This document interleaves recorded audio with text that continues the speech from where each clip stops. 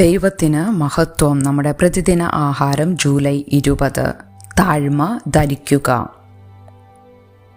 യേശു ദാസരൂപമെടുത്തു, മനുഷ്യ സാദൃശ്യത്തിലായി തന്നെത്താൻ ഒഴിച്ചു, വേഷത്തിൽ മനുഷ്യനായി വിളങ്ങി.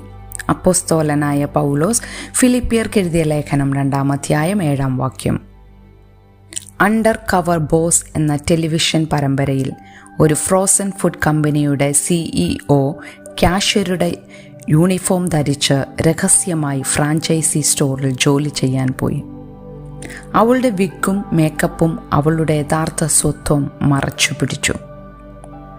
ഷോപ്പിൽ കാര്യങ്ങൾ യഥാർത്ഥത്തിൽ എങ്ങനെ നടക്കുന്നുവെന്ന് കാണുകയായിരുന്നു അവളുടെ ലക്ഷ്യം. അവളുടെ നിരീക്ഷണങ്ങളെ അടിസ്ഥാനമാക്കി സ്റ്റോർ അഭിമുഖീകരിക്കുന്ന ചില പ്രശ്നങ്ങൾ പരിഹരിക്കാൻ അവൾക്ക് കഴിഞ്ഞു. നമ്മുടെ പ്രശ്നങ്ങൾ പരിഹരിക്കാനായി യേശു താഴ്മയുടെ വേഷം സ്വീകരിച്ചു.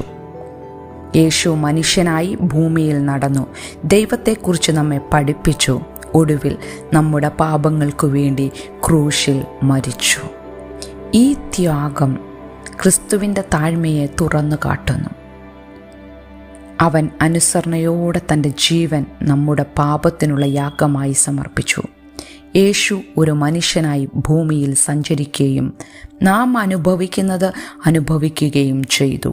ഭൂമിയിൽ നിന്നുകൊണ്ട് തന്നെ യേശുവിൽ വിശ്വസിക്കുന്നവരെന്ന നിലയിൽ നമ്മുടെ രക്ഷകനെ പോലെ അതേ ഭാവം നമ്മിൽ ഉണ്ടായിരിക്കാൻ നാം വിളിക്കപ്പെട്ടിരിക്കുന്നു. പ്രത്യേകിച്ച് മറ്റ് വിശ്വാസികളുമായുള്ള ബന്ധത്തിൽ താഴ്മ ധരിക്കാനും ക്രിസ്തുവിൻ്റെ മനോഭാവം സ്വീകരിക്കാനും ദൈവം നമ്മെ സഹായിക്കുന്നു.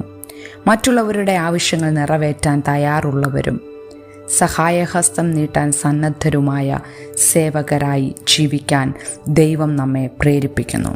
മറ്റുള്ളവരെ താഴ്മയോടെ സ്നേഹിക്കാൻ ദൈവം നമ്മെ നയിക്കുന്നതിനാൽ അവരെ സേവിക്കാനും അവർ അഭിമുഖീകരിക്കുന്ന പ്രശ്നങ്ങൾക്ക് കരുണയോടെ പരിഹാരം തേടാനുമുള്ള മികച്ച സ്ഥാനത്താണ് നാം.